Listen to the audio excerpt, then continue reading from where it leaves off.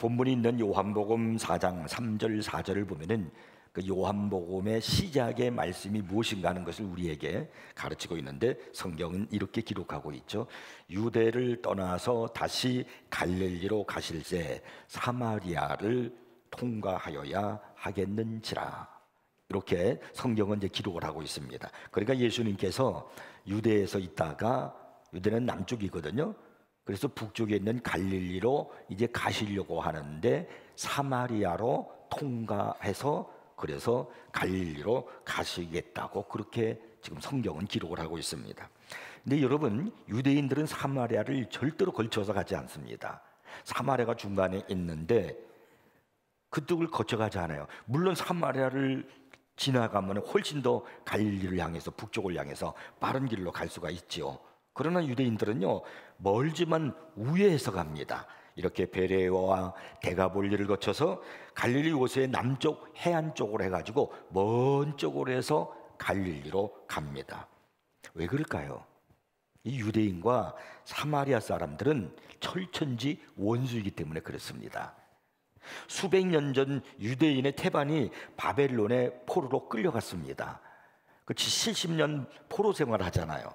그때 본토에 남아있던 일부 유대인들은 다른 가나안 부족들과 통혼한 결과 사실상 새 부족인 사마리아인이 생겨났습니다. 그들은 유대교와 가나안 이방 종교죠. 바로 가나안 종교를 적당히 섞어가지고 혼합 종교를 만들었습니다. 이로 인해서 유대인들은요, 이 사마리아인을 열등 인종자 이렇게 취급을 하고요, 그리고 이단자로 취급을 했습니다. 그래서 이 사마리아 유대인들은 사마리아인과 상종도 하지도 않고요, 그 도시로 건너가지도 않습니다. 오늘 성경 본문 9절을 보시면은요, 이 사마리아 여인과 예수님과의 대화하는 장면이 나오는데, 사마리아 여인이 예수님을 향해서 하는 말을 보면은 그 당시 상황을 우리가 이해할 수가 있어요. 사마리아 여자가 이르되, 당신은, 그 예수님을 향해서 하는 말이에요, 유대인으로서 어찌하여 사마리아 여자인 나에게 물을 달라 하나이까 하니, 왜 그러냐, 이는 유대인이 사마리아인과 상종하지 아니함일러라. 이것이 성경에서 가르치는 유대인과 사마리아인과의 관계라는 거예요. 그런데 예수님께서는 갈릴리로 가시는 그 길을 이 사마리아를 통과해서 가시겠다는 거예요. 유대인들은 안 가는데 왜 예수님이 그것을 통과해서 가시려고 하실까요? 여기는 분명히 예수님께서 어떤 깊은 뜻을 가지고 계셨기 때문에 이 사마리아로 통과해서 가시겠다는 것입니다. 그러면 그 뜻이 무엇일까요? 예수님께서 사마리아에 들어가셔서 야곱의 우물 곁에 앉으셨습니다. 그때가 낮 12시였습니다. 그 유대인은요, 그때가 굉장히 더워요. 정오입니다. 이때 사마리아 한 여인이 물동이를 가지고 그곳에 물을 길러 왔다가 예수님을 만나고 예수님과 대화가 이루어지기 시작하는 겁니다. 그 대화가 뭐냐면 주제가 생수에 가는 것이었어요. 오늘 본문 10절을 보시면 예수님은 사마리아 여인에게 이렇게 말합니다. 내가 만일 하나님의 선물과 또 내게 물 좀 달라 하는 이가 누구인 줄 알았더라면 내가 그에게 구하였을 것이요 그가 생수를 내게 주었으리라, 이렇게 말하죠. 그랬더니 이 여인이 이렇게 말합니다. 주여, 물 기를 그릇도 없고 이 우물은 깊은데 어디서 당신이 그 생수를 얻겠사옵나이까 라고 말합니다. 그러니까 또 예수님이 이 여인에게 이렇게 말합니다. 이 물을 마시는 자마다 다시 목마르니와, 그런 지금 우물이에요. 우물, 야곱의 우물. 지금 네가 떨어온 길러로 온 이 물은 마시는 자마다 다시 목마르지만은, 그래서 네가 물을 다 먹고 나면 또 이곳으로 물을 길러러 올 수밖에 없지만은, 그러나 내가 주는 물을 마시는 자는 영원히 목마르지 아니하리니 내가 주는 물은 그 속에서 영생하도록 솟아나는 샘물이 되리라, 이렇게 말씀하셨어요. 주님의 이 말씀을 들은 이 여인이 막 귀가 번쩍이는 겁니다. 가슴이 막 뛰기 시작하는 겁니다. 그렇지 않아도 물을 길러 오는 것이 얼마나 힘든지 몰라요. 사람은 물을 마셔야 살거든요. 물로 하는 여러 가지 많은 일들이 있잖아요. 그런데 물이 흔하지 않기 때문에 야곱의 우물까지 물을 길러 오는 겁니다. 보통 사람들은 아침에 물을 길러 와요. 근데 이 여인은 정오에 뜨거운 대낮에 물을 길러 갑니다. 왜냐하면 사람들의 눈길을 피하기 위해서 그렇습니다. 그런 여인이 물을 길러 가는 것이 힘들지만 그 물을 마셔야 되기 때문에 정오지만은 뜨거운 데나 치지만은 물동이를 이고, 그리고 길도 굉장히 멀어요. 그 먼 길을 한 1km 정도 된다고 그래요, 물 길러 가는데. 그런데 그것까지 이 여인이 그 물동이를 이고 와서, 그리고 물을 뜨고, 그리고 또 다시 집으로 돌아가야 하는 그 어려움 속에 있었던 이 여인이 영원히 목마르지 않는 그런 샘물을 내게 준다고 하니까 귀가 버쩍 떠 있는 거예요. 그리고 가슴이 막 두근거리기 시작하는 겁니다. 그래서 이 여인이 예수님께 이렇게 이제 말하죠. 주여, 그런 물을 내게 주사 목마르지도 않고 또 여기 물 기르러 오지도 않게 하옵소서. 이 여인의 필요가 무엇일까요? 단지 마시는 물을 지금 여러분 생각하십니까? 물론 우리는 지인분 이 여인과 예수님과의 대화가 물 얘기니까 그렇게 말할 수 있을지 모르지만은, 예수님께서는요 이 여인에게 목마름에 대한 말씀을 하시면서 실제로는요 주님이 이 여인의 영혼을, 내면을 건드리는 겁니다. 영혼의 목마름에 대해서 지금 말씀하고 계시는 거예요. 이 여인이 남편을 5씩이나 두었다고 그러잖아요. 그러면은요 남편을 5명이나 두었다면은 틀림없이 외적인 것에 대해서는 부족함이 없었을 것입니다. 이 남자의 품에도 안기고 저 남자의 품에도 안기면서 필요한 것들을 많이 채워넣지 않았겠습니까? 그러나 이 여인의 영은 텅텅 비어 있었습니다. 이 여인의 내적인 굶주림은 이루 말할 수가 없었습니다. 영적인 목마름이 있었단 말입니다. 예수님께서 생명수를 마실 그 가능성을 여인에게 말씀하셨을 때에 그녀는 자기 집과 수거성의 그 우물 사이가 굉장히 멀다는 그 차원에서 생각하고, 야, 이제 내가 물동이를 띄고 올 필요도 없고 무거운 물동이에 물을 쥐고 다시 집에 갈 필요도 없다는 그런 기쁨으로만 생각을 하면서, 아, 그 물 내게 좀 주십시오, 어떻게 하면 되겠습니까? 라고 그렇게 생각했을지 모르지만은 실제로는 그 마음속에는 하나님의 필요성을 인식하고 있는 겁니다. 하나님에 대한 갈망이 있단 말이에요. 유명한 어거스틴이 하나님께 죄를 고백하면서 말한 것이 바로 이 여인의 고백이 아니었나 생각됩니다. 어거스틴이 이런 고백을 해요. 주께서는 주를 위하여 우리를 만드셨습니다.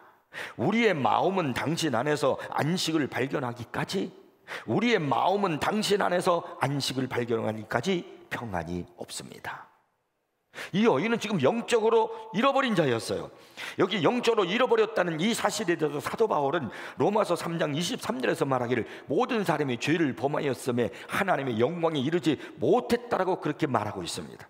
그리고 로마서 3장 12절에서는요 다 치우쳐 함께 무익하게 되고 라고 그렇게 말하고 있거든요. 여기 치우쳤다는 이 말이 무슨 말이냐면요, 길에서 벗어났다는 거예요. 가야 하는 길에서 벗어나는데 그것이 능동적이고 고의적으로 하나님의 길을 떠난 결과 길을 잃어버린 인생을 말하고 있는 거예요. 그것이 치우쳤다는 거예요.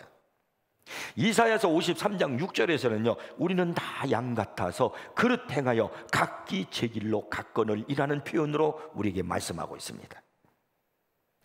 여러분이 가야 하는 길을 내가 가다가 길을 잃어버렸을 때 무엇을 하십니까? 돌아갈 길을 발견해야 되지 않겠습니까?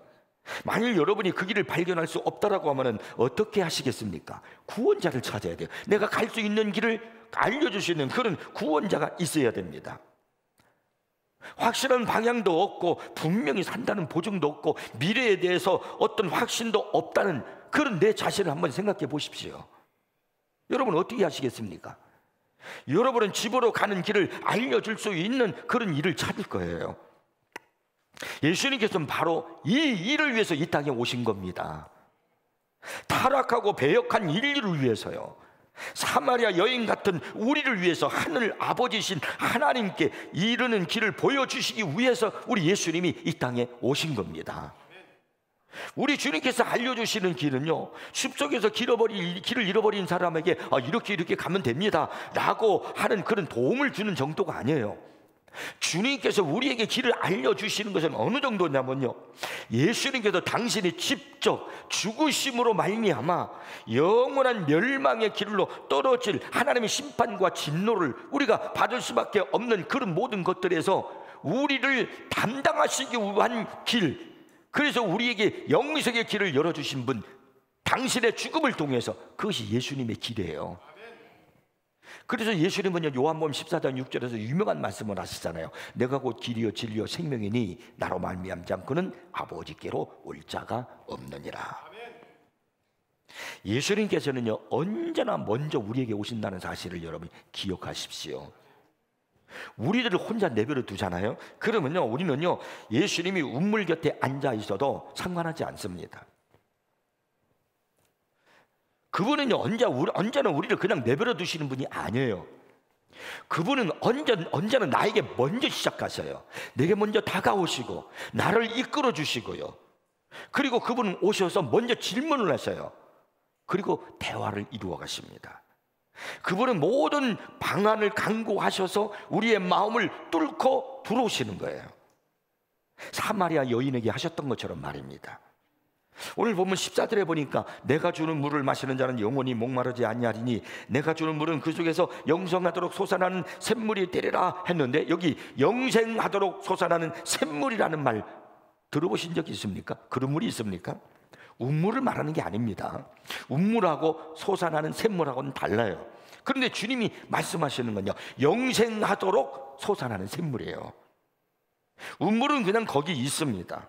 그러나 샘물은 막 솟아나요. 이 샘물과 운물에 큰 차이가 있습니다. 만일 어떤 분이 이제 건물을 짓기 위해서 이 땅을 이제 이렇게 잘 이제 파기 시작하고 고르기 시작하는 거예요. 포크레인으로 땅을 파고, 그리고 또 뿐만 아니라 불도저로 땅을 이제 평평하게 하는 겁니다. 근데 땅을 이제 보니까 거기에 운물이 있었어요. 그 운물이 있으면 물이 있으면 안 되잖아요. 그래서 그곳에 포크레인으로 흙을 갖다가 다 덮었어요. 그리고 불도저로 싹 밀어서 이제 건물을 칠 수 있는 땅을 잘 만들어 놨습니다. 그런데 그렇게 하면은 운물은 영원히 이제 없어지고 마는 거예요. 그리고 거기다 건물을 짓면 돼요. 그런데 그 땅 위에, 만약에 그 땅에 운물이 아니라 샘물이 있다고 합시다. 자꾸 솟아나는 샘물, 이게 있으면 문제는 달라져요. 똑같이 포크레인으로 그 샘물을, 흙을 파가지고 메웠어요. 그리고 불도저로 싹 그 땅을 편편하게 다 이렇게 만들어 놨어요. 그래서 이제 내일 일꾼들이 와서 그곳에 그 다음 작업을 하기 위해서 그들이 떠나고 그 다음날 아침에 그곳에 왔습니다. 근데 이게 웬일인지요, 어디서 물이 나왔는지 그곳에 땅이 일부가 질퍽질퍽하게 물이 스며져 있고 물이 흐르고 있는 것입니다. 왜 그럴까요? 거기에는 솟아나는 샘물이 있었기 때문에 그런 거예요. 물은 덮을 수가 있습니다. 그러나 솟아나는 샘은요, 덮을 수가 없어요. 다시 스며 나온다는 말입니다. 주님이 지금 이걸 말씀하고 있는 거예요. 주님께서는요, 자기에게 오는 사람의 삶 속에도 한 샘을 두겠다고 말씀하고 계시는 겁니다. 그 샘은 영원할 것이고요, 자유롭게 흘러서 목마름이 없도록 그렇게 해 주시겠다는 것입니다. 이러한 주님의 말씀을 들은 이 사마리아 여인은요, 15절에 보니까 이렇게 말하잖아요. 주여 그런 물을 내게 주사 목마르지도 않고 또 여기 물기르러 오지도 않게 하옵소서.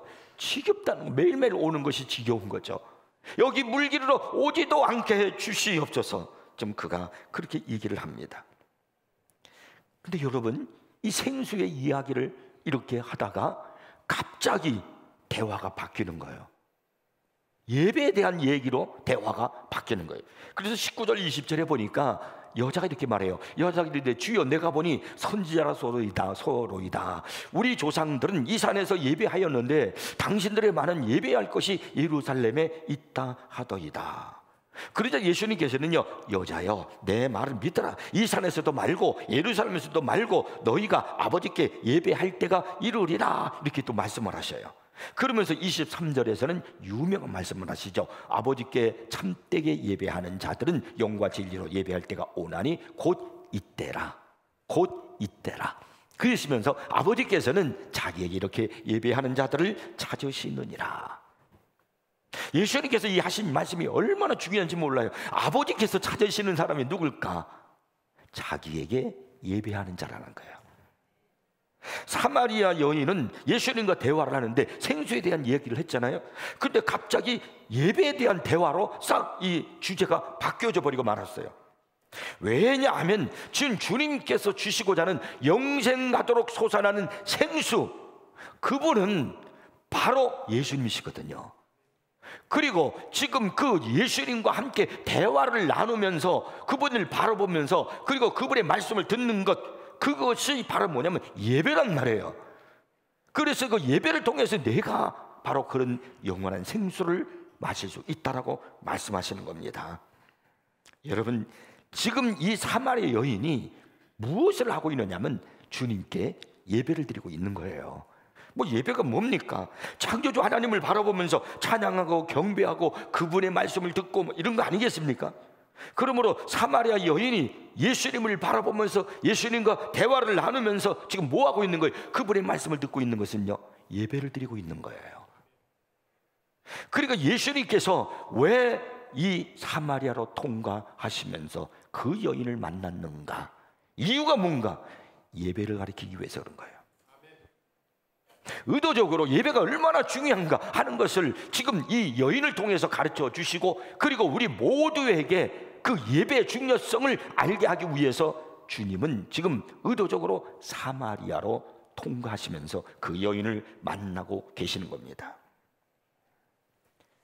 스위스의 신학자 칼바르트는요, 이런 유명한 말을 했어요. 기독교 예배는 인간 삶 속에서 일어날 수 있는 일 가운데서 가장 기념비적이고 가장 긴박하고 가장 영광스러운 행동이다. 여러분, 인간이 할 수 있는 최고의 일이 뭔 줄 아십니까? 예배란 말이에요. 인간이 할 수 있는 최초의 일, 그것 또한 역시 예배입니다. 아담과 하와가 지음을 받고 에덴 동산에서 최초로 먼저 한 일이 뭐냐면 하나님 앞에 예배를 드리는 것이었어요. 최초의 인간을 보여주는 가인과 아벨에 대한 성경을 보니까 그들이 한 일에 대한 이야기가 뭐냐면, 최초로 인간에 대한 이야기를 성경은 무엇을 기록하고 있냐면 예배에 대한 말씀으로 기록하고 있다는 사실입니다. 노아가 그 당시에 너무나도 인간이 타락을 해서 하나님께서 물로 홍수로 다 심판하셨잖아요. 그 방주에 들어갔어요. 그래서 방주에서 나와서 이제 땅을 이제 밟습니다. 모든 만물이 다 죽고 새롭게 시작하는 거예요. 그리고 노아가 방주에 나와서 제일 먼저 그가 한 일이 무엇일까요? 창세기 8장 18절 19절에 보면 이런 말씀이 있어요. 노아가 그 아들들과 그의 아내와 그 며느리들과 함께 나왔고, 노아가 8식구가 그 방주 안에 들어갔어요. 노아에게는 세 아들이 있었는데 세 아들이 결혼해서 세 며느리가 있었어요. 그리고 노아가 있고 아내가 있고, 그러니까 모두 8식구예요. 그리고 짐승들을 한 장씩 다 전부 다 방주에 넣었잖아요. 그래서 사람도 나오고, 이제 홍수 다 끝나고 나니까 그래서 짐승도 방주에서 다 나와서 처음으로 이제 땅을 이제 밟는 거예요. 그때 노아가 제일 먼저 한 일이 뭐냐면 예배예요. 20절 21절 보겠습니다. 노아가 여호와께 제단을 쌓고 예배를 드리고 모든 정결한 짐승과 모든 정결한 새 중에서 제물을 취하여 번제로 제단에 드렸더니 여호와께서 그 향기를 받으시고 예배를 받으셨다는 거예요. 기쁘게요. 아브라함이 하나님의 명령을 쫓아서 갈대아 우르를 떠나서 천신만고 끝에 약속하신 가나안 땅에 들어왔습니다. 근데 그가 가나안 땅에 들어와서 발을 딛자마자 가장 먼저 한 일이 무엇입니까? 역시 예배였다는 거예요. 창세기 12장 7절을 보면은 여호와께서 아브라함에게 나타나 이르시되 내가 이 땅을 내 자손에게 주리라 하신지라, 자기에게 나타나신 여호와께 그가 그곳에서 제단을 쌓고 예배를 드렸다는 거 아니겠어요? 하나님께서 왜 이스라엘 백성들을 430년 애굽 생활하는 곳에서 불러내셨을까요? 단지 그들의 처지가 불쌍해서 그들에게 자유를 주기 위해서 불러내셨을까요? 아니면 너무 고생하니까 이제는 좀 편안하게 살라 그래서 광야로 불러내셨을까요? 아닙니다. 출애굽기 8장 1절을 보면 하나님께서 왜 그들을 불러내신지 그 이유가 나와요. 여호와께서 모세에게 이르시되 너는 바로에게 가서 그에게 이르기를 여호와의 말씀에 내 백성을 이스라엘을 보내라. 왜? 그들이 나를 섬길 것이니라. 여기 섬긴다는 말이 바로 예배를 드린다는 말입니다. 하나님께서 이스라엘 백성들을 애굽에서 불러내신 이유는 무엇인가? 예배를 드리게 하기 위해서 그렇습니다. 하나님께서 여러분을 왜 창조하셨습니까? 하나님께서 죄로 멸망받을 나를 왜 구원하셨습니까? 왜 하나님의 자녀 삼으셨습니까? 예배 드리는 자가 되게 하기 위해서 그런 거예요. 마르틴 루터는요, 하나님을 모시고 있는 자는 반드시 그에게 예배해야 된다라고 말했습니다. 찰스 스탠리라고 하는 유명한 사람은요, 주님은 우리가 주님이 누구이신지 알므로 주님께 드리는 헌신과 사랑으로 온전한 예배를 원하신다라는 말을 했습니다. 그러므로 예배는 단순한 의무가 아니라 우리 그리스도인의 삶의 본질이에요. 그리고 주변적인 일이 아니라 예배는 우리의 목숨을 거는 일입니다. 이 예배 속에서 하나님이 우리를 축복하시고, 이 예배 속에서 우리를 새롭게 하시고요, 이 예배 속에서 우리의 삶에 기쁨을 주시는 줄 믿으시기 바랍니다. 그러므로 우리들이 가장 먼저 해야 하는 일이 바로 뭐냐면 예배란 말입니다. 집사, 권사, 장로, 목사가 되기 전에 먼저 해야 할 일이 뭐냐면 예배자가 되는 겁니다. 목사가 돼서도 장로가 되고 권사가 되고 안수집사가 되고 집사가 되어서 성도가 돼서도 예배드릴 길을 힘쓰지 않는다면 여러분, 그건 바른 신자가 아닙니다.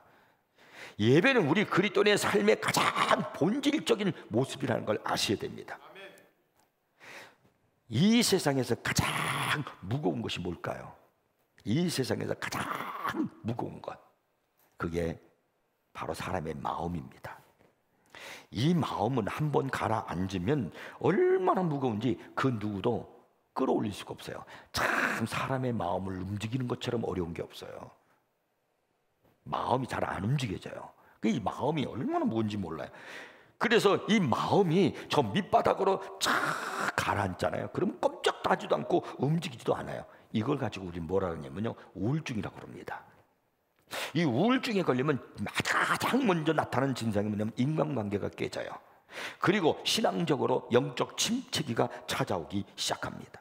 그리고 삶의 의미를 찾지 못해요. 모든 것이 다 힘들어지는 거예요. 그래서 될 대로 되라는 식으로 살다가 보니까 실제로 우울증에 걸린 사람들 중에 많은 사람들이 극단적인 선택을 하는 겁니다. 이 마음이 그렇게 중요해요. 그래서 잠언서 4장 23절에서 말씀하기를 모든 지킬 만한 것 중에 더욱 내 마음을 지키라. 왜? 생명의 근원이 이에서 남이니라. 여기에 있다는 내 마음이에요. 이 마음이 왜 중요하냐? 이 마음에서 시작되는 것이 신앙생활이고, 그렇게 할 수 있도록 만드는 것이 뭐냐면 예배이기 때문에 그렇습니다. 예배는 습관이나 형식이 아닙니다.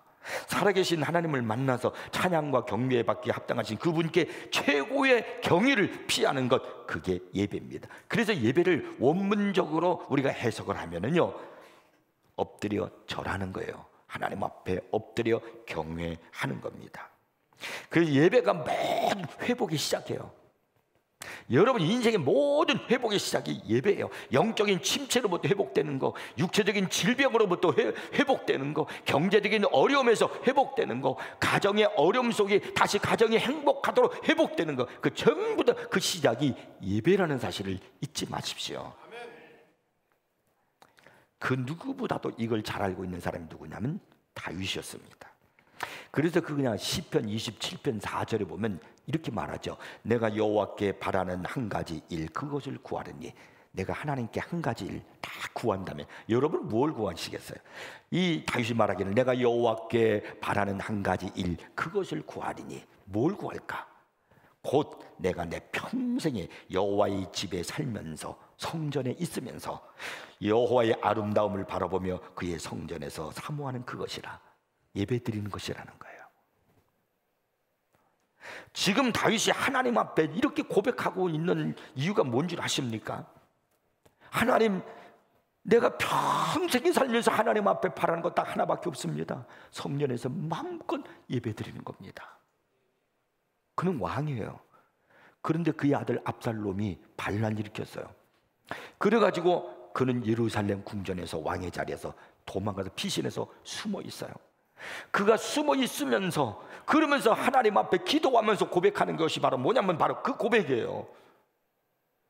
보통 우리는요, 하나님 앞에 만약에 고백하고 기도한다면 이렇게 할지도 몰라요. 하나님, 지금 내가 아들이 반란을 일으켜서 내가 왕의 자리에서 지금 도망을 쳐서 숨어 있습니다. 내가 바라는 거 한 가지 있다면 나를 빨리 왕궁으로 보내주시어서 다시 내가 왕으로 회복되어서 나라를 통치할 수 있도록 도와주세요. 우리는 이렇게 말하지 않을까요? 그런데 다윗은 그걸 먼저 구하지 않았어요. 다윗은 오직 한 가지 하나님의 집에서 예배드릴 수 있게 해달라고 그렇게 기도했습니다. 왠지를 아십니까? 다윗은 알고 있거든요. 예배가 회복되면 다 회복된다는 사실을요. 자기 왕권도 회복되고, 그리고 자기 위치도 회복되고, 나라도 회복된다는 것을 잘 알고 있었습니다. 그래서 그는 예배 회복을 위해서 하나님 앞에 기도한 거예요. 그런데 이 다윗처럼 이 사실을 잘 알고 있었던 또 한 왕이 성경에 보면 나와요. 그 유다 왕 중에 히스기야라는 왕입니다. 들어보신 분이 있을 거예요. 참 이분은 훌륭한 왕이에요.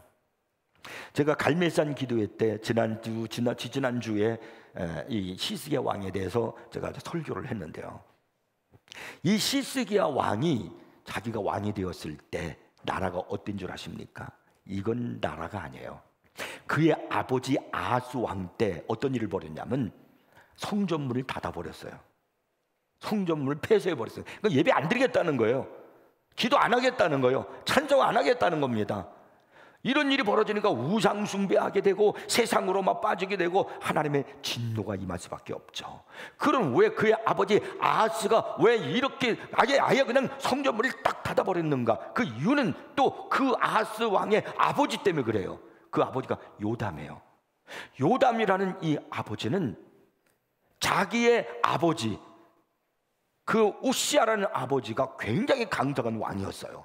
나라를 통치를 잘했습니다. 당시에 막 주변의 모든 나라들을 다 그 휘어잡을 수 있을 정도로 두려워할 정도로 그렇게 강한 나라를 통치하고 있었던 왕이었는데 그만 교만해져가지고 강성해져서 성전에 들어가서 그가 분향하려고 그랬어요. 제사장들이 만류하는 겁니다. 왕이시여 안 됩니다. 왕은 이거 하시면 안 됩니다. 제사장이 하는 겁니다. 그런데 우시아 왕이 비켜 내가 이거 할 거야 화를 내는 거예요. 그 순간 성경에 뭐라고 기록하고 있습니까? 그때 그의 몸에 나병이 걸렸어요. 그래서 성전에서 쫓겨났어요. 궁궐에서도 쫓겨났어요. 별궁에서 살았단 말. 그러다가 죽었어요. 그러니까 그의 아들 요담이 아이고 야 안 되겠다. 성전에 함부로 들어가면 안 되는구나. 그래가지고 성전 생활을 잘 하지 않았습니다. 그는 성전은 문을 닫지는 않았지만 성전에 들어가지 않았어요. 그러니까 개별적으로 예배 생활도 하지도 않았어요. 마음대로 기도하고 싶은 사람 기도하고 예배 드리고 싶은 사람 예배 드리고 이러다 보니까 그의 아들 아하스는 그걸 배우질 못한 거예요. 예배 생활의 중요성을. 그러니까 성전문을 아예 그냥 닫아버렸어요. 그래서 어떤 일이 벌어졌냐면은 하나님의 진노가 임하잖아요. 전쟁이 일어난 거예요.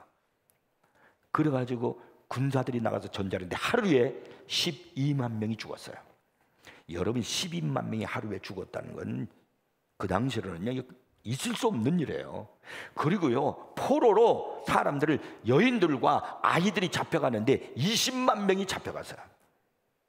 그리고 자기네들이 가지고 있는 모든 재산들을 다 빼앗기는 거예요. 나라가 막 엉망해요. 이때 바로 히스기야가 왕이 된 거예요. 성전문은 닫혔죠. 예배도 없어졌죠. 찬송도 없죠. 기도도 없죠. 그리고 나라가 막 이렇게 막 혹사 그냥 경제적이나 정치적으로나 모든 것이 다 어려워졌을 때 히스기야가 왕이 됐어요. 그 히스기야가 위대한 게 여기 있어요. 이 나라를 세울 수 있는 건 정치를 잘하는 게 아니다. 이웃 나라와 다니면서 도움을 구하고 원조를 구하고 잘 이렇게 관계를 맺는 게 아니다. 하나님이 도와주셔야 된다. 그 첫 번째가 예배가 살아야 된다. 그래서 성경을 읽어보시면 알아요. 그래서 히스기야 왕이 가장 먼저 한 일이 뭔지 아십니까? 왕이 되자마자 성전문을 닫혔던 문을 열었어요. 예배드리기 시작했어요. 그리고 기도하기 시작했어요. 찬양하기 시작했어요. 말씀을 듣기 시작했어요. 그러다 보니까 부흥운동이 일어나잖아요. 영적 부흥운동이 일어나잖아요. 그러니까 잃었던 절망했던 백성들의 가슴 속에 꿈이 생기기 시작하는 거예요. 소망이 생기기 시작하는 거예요. 그래서 그들은 그러면서 하나님 앞에 매달리는 거예요. 하나님이. 그래서 그 당시에 히스기야 왕 때 이스라엘 백성, 그 유다 백성들에게 복을 주시기 시작하고 회복을 주시기 시작하는 겁니다. 아수르 왕이요 18만 5천 명의 군사를 이끌고 이 히스기야 왕 때 나라를 쳐들어왔어요. 그러면 보통 왕 같으면 다른 이웃 나라에게 도움을 요청할 거예요. 근데 히스기야 왕이 그렇게 하지 않았어요. 그는 성전에 들어갔어요. 그리고 하나님 앞에 무릎을 꿇고 기도합니다. 하나님, 이 나라가 지금 위기에 처했습니다. 저 강한 아수르 나라가 쳐들어왔습니다. 이 아수르 나라로부터 우리를 지켜줄 수 있는 분은 하나님밖에 없습니다. 왕이요, 성전에 들어가서 눈물을 흘리면서 밤새도록 기도하는 거예요. 하나님밖에 없다는 거예요. 그 밤에 하나님이 천사를 보내가지고요 18만 5천 명의 아수르 군대를 다 쓸어버렸습니다. 하나님이 하시면 못할 일이 없거든요.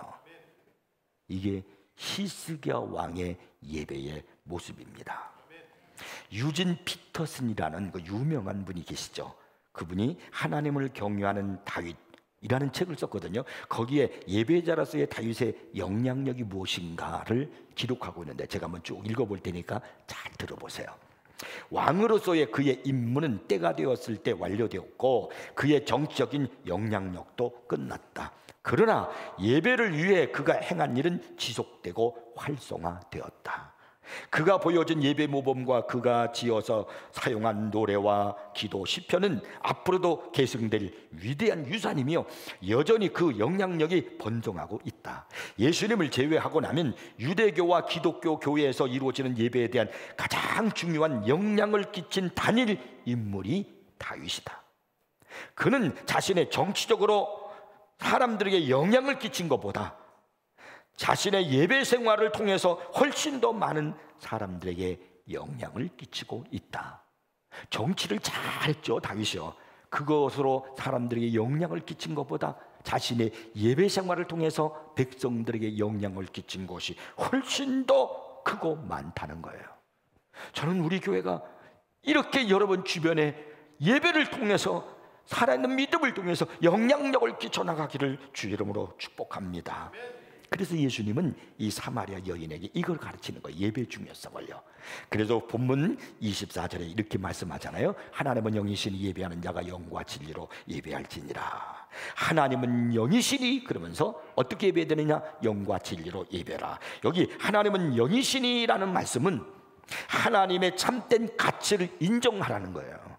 하나님은 우상이 아닙니다. 하나님은 잡신이 아니십니다. 하나님은 창조주십니다.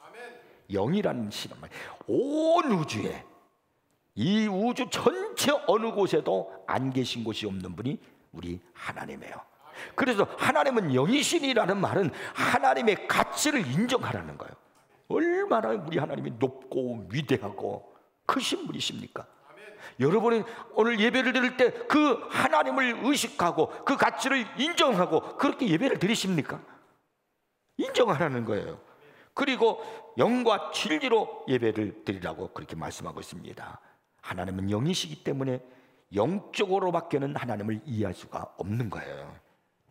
많은 사람들이 몸으로 예배하면서 예배로 드린다고 그래요. 정한 시간에, 정한 장소에, 정한 순서에 따라서 예배를 드리고 끝나면 갑니다. 우리 그렇게 하잖아요. 그리고 오늘 나 예배 드렸다. 물론 우리는 그렇게 해서 예배를 드립니다. 그러나 여기 성경에서 말씀하는 것은 그런 것을 예배라고, 참된 예배라고 말하지 않습니다. 물론 그건 예배의 수단이 될 수는 있을지 모르지만은 진정한 예배가 아니라는 거예요. 영과 진리로 예배를 드려야 된다는 거예요. 하나님은 영이시니 잊지 마세요. 하나님을 하나님 되심을 인정하라는 거예요. 여호와의 여호와의 되신 그분의 가치를, 그분은 위대하신 분이에요. 가장 크고 전능하신 분이에요. 우리는 그분 앞에 두려워 떨 수밖에 없잖아요. 그분 앞에 예배를 드리는 거예요. 그렇게 오늘 드리십니까? 윌리엄 바클레이는요 또 이런 말을 했어요. 참되고 진정한 예배란 사람이 영을 통해서 하나님과 더불어 우정과 친밀함을 느끼게 될 때 존재하게 된다. 참되고 진정한 예배란 어떠한 장소에 나가는 것이 아니다. 어떠한 의식이나 예배 절차를 거치는 것도 아니다. 심지어 어떤 예물들을 가지고 오는 것만도 아니다. 불멸하고 눈에 보이지 않는 영이 하나님께 말하고 만날 때에 참된 예배가 있게 된다.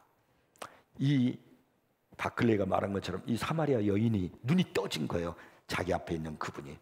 그래서 그분이 당신은 선지자로소이다, 그분과 예배를 드리면서 알게 됐어요.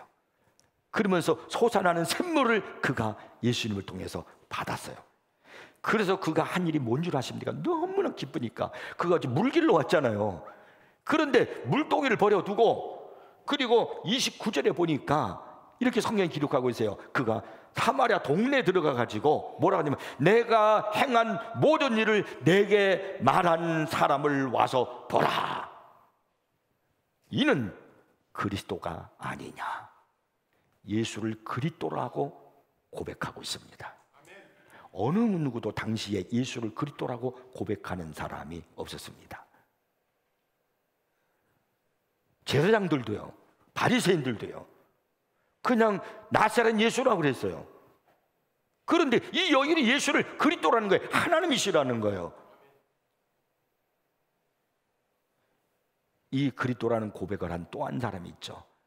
그게 누구냐면 베드로예요. 너희는 나를 누구라 하느냐 그랬더니 베드로가 이렇게 말해요. 주는 그리스도시요 살아계신 하나님의 아들이시나이다. 바요나 시몬아 내가 복이 있도다. 이를 알게 알리는 네가 아니요 혈육이 아니요 하나님께로소다. 복을 주시는 거예요. 그리스도라고 고백할 때 그건 하나님을 고백하는 거예요. 이 여인이 변화되었어요.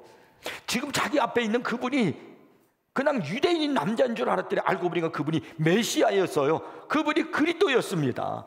그분이 솟아나는 영생하도록 솟아나는 샘물이었습니다. 그래서 도망자의 인생이 아니라 피해자의 인생이 아니라 이제는 그리스도를 전하는 전도자가 되었습니다. 여러분, 이게 진짜 예배가 아니겠어요?